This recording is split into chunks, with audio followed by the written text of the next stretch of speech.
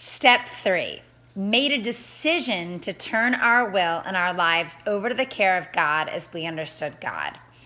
So we were just saying how in step 2, we came to believe as the action verb, and here making the decision is the action verb. And I think like thinking a thing, believing a thing, and then deciding to do a thing, this just takes it one step forward. So still trusting in higher power, but making that step to really make a decision to do it is like, it's kind of like you're dating and now you're deciding to get married. Like you're putting the ring on and you made this strong decision. And again, however God works for you is fine. We just had a whole discussion in group tonight about higher power and believing or not believing. And so whatever your higher power, your higher purpose is, you're just deciding to turn your will and your life over to that. I was going to say, I wanted to touch on that we talked a lot about the phrasing higher purpose, that sometimes can be a little bit more tangible, a little bit more practical, especially as you're getting through this and you're used to relying on yourself. I feel like it's almost that baby step towards like, I can trust a higher purpose that I'm still partially in control of, even though that's not like we should be giving our will over to this higher purpose. But and we also talked about tonight too that it was like, just keep moving forward, just keep trying, just keep like whatever's gonna get you to that next point. Like, let's keep going with it, keep going forward, the next right step. Yes. Well, in the big book of EDA here in step 3, they do say don't get hung up on the word of God. We ask you to consider the following rewording of step 3: made a decision to commit our will and our lives to the service, like you just said, of our higher power, our higher purposes. We understood it. So in EDA, they feel that's the logical equivalent for anybody that struggles with the idea of God. Like, not to let that be, oh, I can't do step 3 because I don't believe in God. No, like, just still keep going. Whatever you're going to turn your will and your life over to, and like you said, it's not us. And it's nice to see how when we look back at our lives and realize that we tried to do stuff on our own and it just didn't work out. So it's easier to press us into something new, something different that might work. And so it says, toward the end of our eating disorder careers, some of us assisted on only being left alone in our misery. And when we alone, things just grow, and Ed grows, and together connected to a higher power, a higher purpose, whether it's a person, a group, a thing, God, it's not so intense. Well, right. You know? It's the built-in distractions. It's the built-in checks and balances. It's the built-in, thinking outside of yourself. Not being selfish. Yeah, and not just going down that spiral of dark thinking. I feel like it's even like, when we feel like we have so many things that we need to do and we're so overwhelmed just in day-to-day life, but you could write a to-do list and you're like, oh, that was only 5 things, but they were swirling around in my head and it seemed like 50. And so I feel like a lot of times reaching outside of ourselves and almost getting that objective feedback that it's like, this isn't as huge or as overwhelming as I made it out to be when I was in the dark corners of my own mind.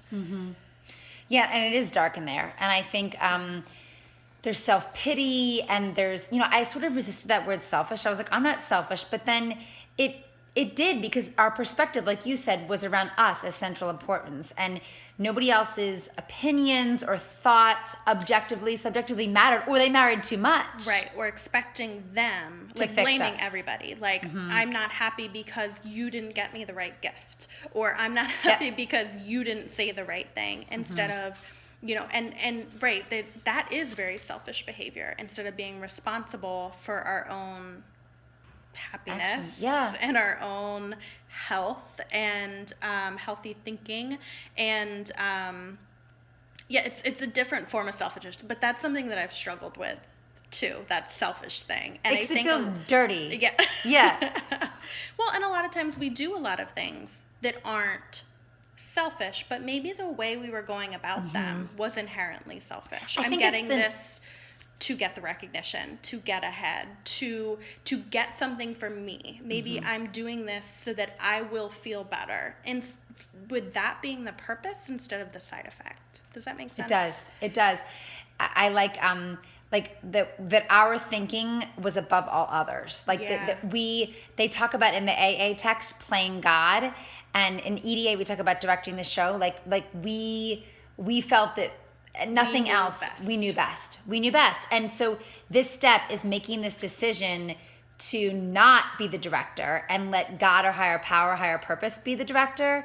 And EDA feels that like a full, complete emotional displacement and rearrangement has to happen, like a transformation to place our service outside of us. And it's a really, it feels to me like a big step. And I was kind of like, oh, I like step 2 where I was just believing it. Like I can believe in anything. Like I can Right. believe in Santa Claus, but this is like actually now determining that like this does exist. Like there is legit a tooth fairy. Like I am turning all of my teeth, so to speak, over this thing. And I think it's really, it's bringing us out of our minds into life, you know, and understanding that we can rely on something else that's not ourselves. And again, I think it's not getting stuck on the higher power, the higher purpose in any one identified way, but to take it outside of us. So in step 3, they ask that we take a 3rd step prayer. And there's an original 3rd step prayer and then an alternative 3rd step commitment. And for me, the 3rd step prayer has a little bit of, I call like Shakespeare language with it. It's like, thy art will love thou who ye. And it's great.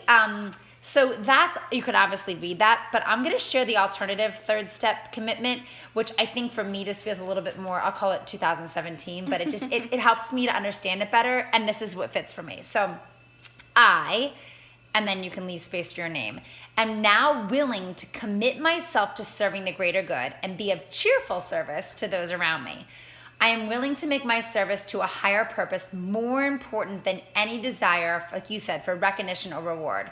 When filled with fear and self-doubt, as I'm sure to be at times, I resolve to remember my willingness to do the next right thing that prepares me to be of better service. I gratefully embrace this opportunity to turn my will and my life over to a useful purpose. It's almost like taking that frown and turning it upside down, or making lemons or lemonade out of lemons. You know, it's turning our will over to something that's going to serve us versus harm us. Mm-hmm. And I think for so long, turning our will back inside of ourselves, it's harmful. Yeah. It's harmful. So the homework for this step is to, let's see, I jumped ahead. Let me go back to step 3 here. Okay. So the homework for this step is to take that 3rd step commitment or prayer and read it throughout the day. Use it to move you forward into what is going to be a healthy and honoring commitment to a connection you have with your higher power, higher purpose. And so write it down, honor it, repeat it in the morning, repeat it in the middle of the day, repeat it at the end of the day, but really get clear on what your practical next step is into your third step by finding a higher power, a higher purpose. And it's, again, that decision to turn everything over. So it's literally flipping the switch and turning everything to something outside of us. And I just want to say that this is not an easy step, and I have glossed over this step a bunch of times and been like, well, I'll do the believing thing, but it's legit. It's turning everything over. It's like white flags, and it's a real true willingness, and in essence laying a foundation for the steps to go before you, and giving you solid ground to keep going in your recovery. Yeah, sounds good. Thanks. See ya.